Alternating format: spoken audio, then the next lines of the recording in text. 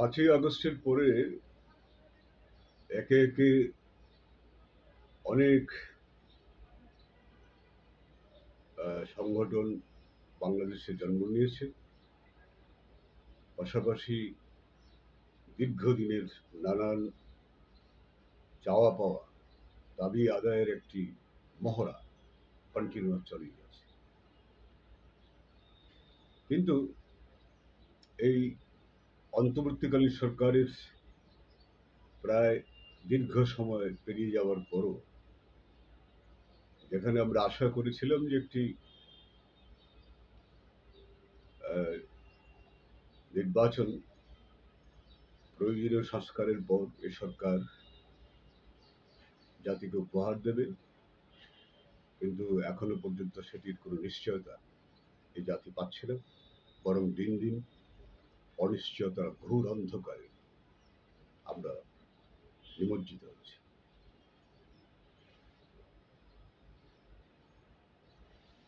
দেশটা অ্যাকচুয়ালি ব্যক্তিগত কারো সম্ভব নয়। দেশটি হচ্ছে এই 18 কোটি মানুষের দেশ। যে দেশ 1971-এর মুক্তিযুদ্ধে 30 লক্ষ শহীদের রক্তের বিনিময়ে অর্জিত হয়েছিল, সেই দেশ বাংলাদেশ। কিন্তু দুর্ভাগ্য, সেই 1971-এর পর এই জাতি, সাধারণ মানুষ, সাধারণ জনগোষ্ঠী শুধু রাজনীতিবিদদের সাইনবোর্ড হিসাবে পরিণত হয়েছে।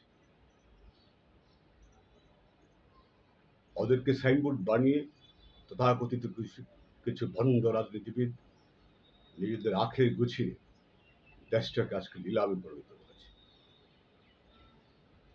একটি সম্ভাবনার দিক তৈরি হয়েছিল 5ই আগস্ট। মনে করেছিলাম যে প্রজন্ম একটি নতুন বন্দোবস্তের নতুন রাষ্ট্র বাংলাদেশ মানুষকে উপহার দেবে। কিন্তু নেপথ্যে যে এরকম ভয়ঙ্কর ষড়যন্ত্র ছিল, সেটি আর জানা ছিল না। কি বলবো, আসলে বয়স হয়ে গেছে এখন। আর যে বয়স এখন হয়েছে, সেই বয়সে আস্তে আস্তে আস্তে আস্তে অনেক কিছু দুর্বল হয়ে আসছে। শরীরে রোগ প্রতিরোধ ক্ষমতা কমছে, শরীরের শক্তি কমছে, মনের মনোবল কমছে, নানাবিধ সমস্যা একটার পরে একটা আসছে। এর মধ্যে রাষ্ট্রের এই ভয়ঙ্কর অবস্থা আমাদেরকে আরো মানসিকভাবে অসুস্থ করে দিয়েছে। কে শুনে কার কথা? কেউ শুনে না। যার যার মতো, যে যেভাবে খুশি, যার যার আপন জীবন নিয়ে ব্যস্ত। কারো কথা শোনার মতো অবকাশ কারো নেই। মানুষের জীবনটা এখন অনেকটা রোবটের মতো হয়ে গেছে। আমরা শুনে থাকবো যে এখন সময়টা হচ্ছে এআইয়ের যুগ। সত্যিকার অর্থেই এখন প্রমাণিত হচ্ছে যে আসলে এআইয়ের যুগ। কারণ মানুষের মধ্যে মানবিকতা, মনুষ্যত্ব, বিবেক, সমস্ত কিছু ধীরে ধীরে একেবারে মৃত্যুর ধার প্রান্তে এসে পৌঁছে। তাই এআইয়ের শাসন অলরেডি শুরু হয়েছে এবং এটির শেষ আমরা কত ভয়ঙ্করভাবে দেখবো সেটা আল্লাহ জানে। জীবনে মানুষ অনেক আকাঙ্ক্ষা, আশা নিয়ে মানুষ জন্মায়, শুরু করে জীবন।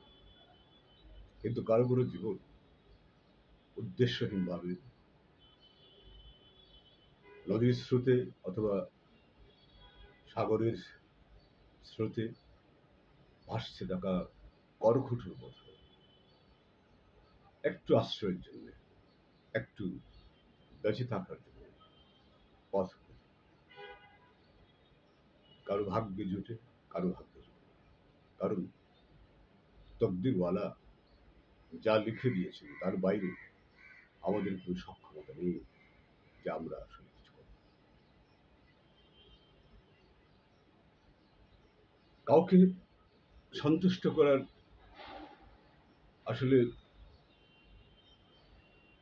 চেষ্টা করেও আমরা অনেকেই ব্যর্থ হই। একটি মানুষ সকলকে সন্তুষ্ট করতেও পারে না।